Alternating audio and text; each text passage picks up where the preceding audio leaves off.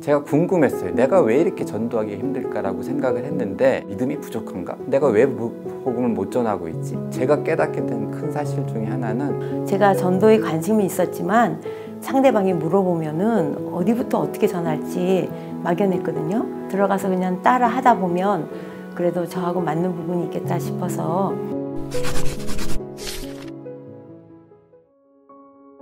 바울서신 교사인데 복음으로 살아야 된다는 걸 매우 강조를 하면서 가르쳤던 것이 기억이 나요. 근데 정작 제가 전도를 제대로 하지 못한다면 복음으로 산다는 것을 제대로 못하고 있기 때문에 나부터 복음을 전하는 삶을 살자라는 마음이 있어서 전도 폭발 훈련을 받게 되었습니다. 제 스타일하고는 좀 달랐어요. 저는 시간을 갖고 이렇게 사람을 먼저 알아가면서 찬찬히 전도하는 그런 스타일을 좋아하는데, 전도 폭발 그러면 이렇게 좀 강요하는 것 같은 느낌이 들어서 들어가서 그냥 따라 하다 보면 그래도 저하고 맞는 부분이 있겠다 싶어서.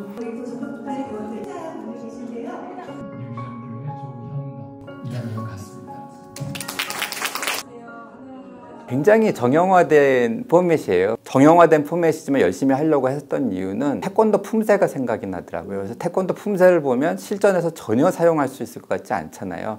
하지만 발차기를 하고 방어 동작을 하고 주먹을 쥐고 하는 어떤 그 모든 과정들이 결국에는 실전에서 자동적으로 나가기 위해서 그렇게 연습을 하는 거거든요. 수많은 반복 암기를 통해서 복음의 내용에 대해서 굉장히 숙지하고 있는 내 모습을 보면서 실전에서 잘 사용할 수 있을 거라는 생각이 많이 들었고 자신감도 많이 얻게 됐어요.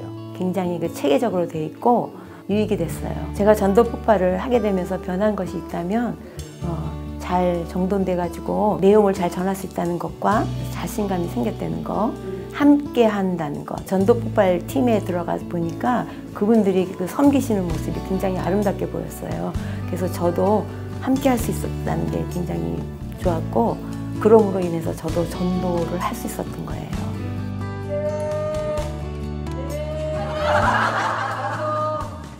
복음을 전한다는 거는 굉장히 그 큰 기쁨이 있는 것 같아요. 주변의 영혼들을 생각을 하고 계속 복음을 묵상을 하고 내가 그 구원받은 감격에 대해서 다시 느끼게 되고 뭔가 의무감도 또 생기는 것도 사실인 것 같아요. 사실은 예수 그리스도께서 원하시는 게 무엇인지 분명하잖아요. 구원을 받는다는 것은 내가 예수님을 구원자로 믿는다는 것도 있지만 죄의 종인 상태에서 결국에는 그리스도의 종이 됐다라는 것을 의미하거든요. 근데 그리스도의 종이 됐다라는 것은 내가 섬기고 있는 그 주인 되신 그분이 무엇을 원하시고 무엇에 가장 관심이 있는지에 대해서 생각하고 그것을 먼저 하는 것이라고 생각을 해요. 거룩한 부담감이라고 생각을 하고 그 거룩한 부담감을 가지고 주님께서 원하시는 것이 무엇인지 생각하면서 살아야겠다, 그런 생각이 좀 든 것 같아요.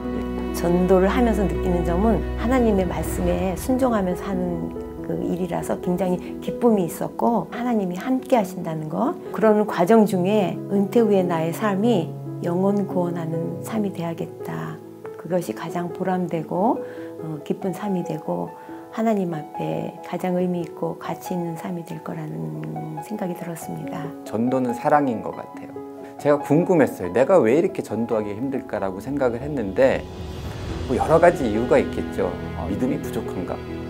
내가 왜 복음을 못 전하고 있지? 제가 깨닫게 된 큰 사실 중에 하나는 다른 사람에 대해서 관심이 없고 다른 사람들의 사랑이 없는 것 같아요. 나만 구원받으면 됐지 뭐. 저 사람들이 뭐 그런 그 사랑이 부족한 마음이 여러 가지 이유 중에서 가장 큰 것 같아요. 하나님께서 정말 서로 사랑하라, 이웃을 사랑하라고 계명을 줬으면 그 전도의 가장 근본이 되는 동기는 사랑이라고 생각합니다.